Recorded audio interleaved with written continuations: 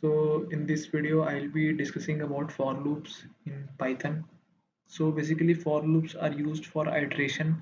When we do iteration in Python, so iteration is basically suppose, for example, you want to like print a number 100 times on the output.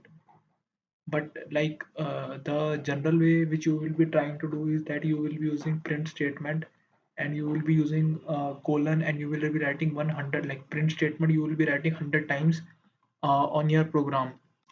But that after that you will get the correct output on the output screen. But if you see, like in our like day-to-day work, we cannot write 100 lines, and like we don't have so much of time to do such repetitive things. So for that case we use for loop. So for loop basically does the same thing.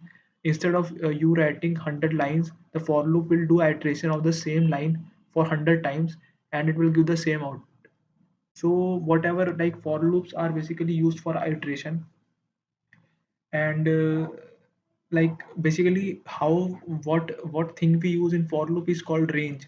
So range basically helps us to define a range, like from which number, like from which count to which count we want the iteration to be repetitive.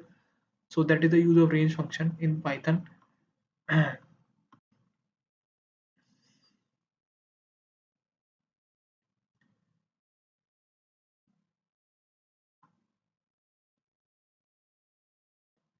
So now I'll be showing you example for a for loop. uh, suppose if we want to check like so mhm, for I want to print like numbers till 100. So like for I can use for I in range, like 1 comma 100. So basically range function has three parameters. The first one is the starting, like from where the value will be starting, like it will be starting its value from 100. And the second one is up to where it will be ending. And third parameter is the increment parameter. So by default it is 1. And if you want to give any other parameter, you have to enter it by yourself. So let and after that I will put colon, print I.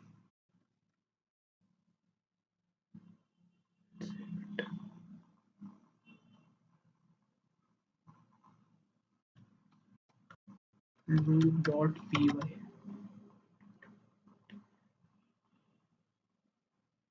So you can see that I got number like 1 to 99. But why 1 to 99 and I didn't got any output for 100? Because you might be saying that I defined a range till 100. The reason is that whatever we give it and in range function, it will not print that. Like it will be skipped. Only values before that number will be printed on the screen. So this is how range function works. So suppose if I want to give an increment of 2 here, and if I run here, let's see what we get.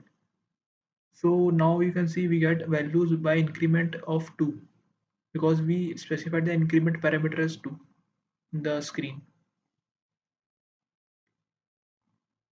And suppose if I don't give any starting index, like I keep it empty, and after that I give comma, and the ending value is 100, and I run it.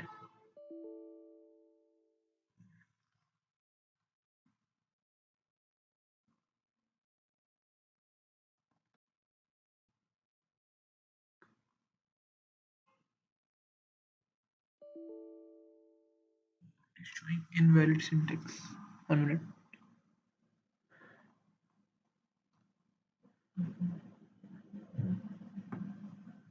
So 1 minute. Like let me explain you on the IDE first, because it gave me an error here. Uh,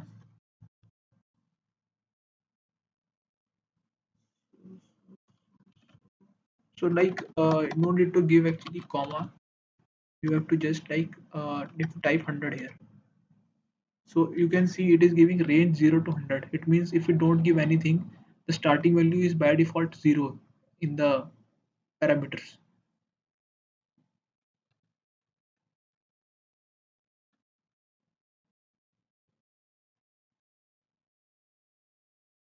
Let's see.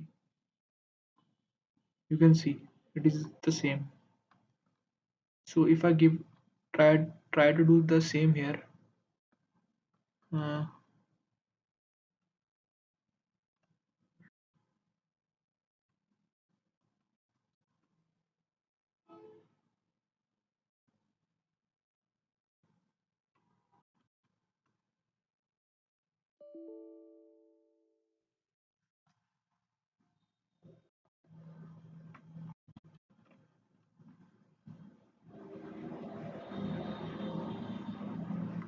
you can see I got value starting from 0 because I didn't give any first parameter. But be like you have to be careful if you are giving like increment here, like you are giving 2 here and you are running it,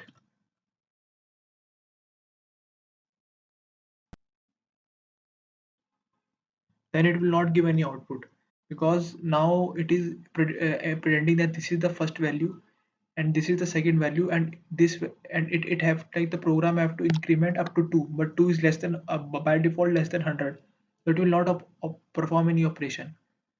So be careful, like if you are giving the third parameter you have to give the like everything in the range function. So if you want to this to be printed, you need to use actually -1 uh, decrement or decrement value. So if you do this, you will get the output in the decrement format. So this is the use of for loop basically.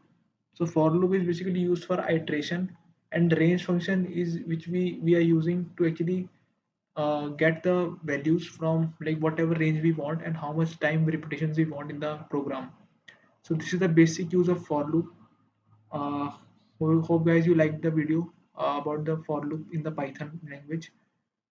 Thanks, please like, subscribe and comment on my channel. uh, I hope you also understood the use of range function. So basically you can use any value at the end, like for decrement or increment, the third parameter. So thanks.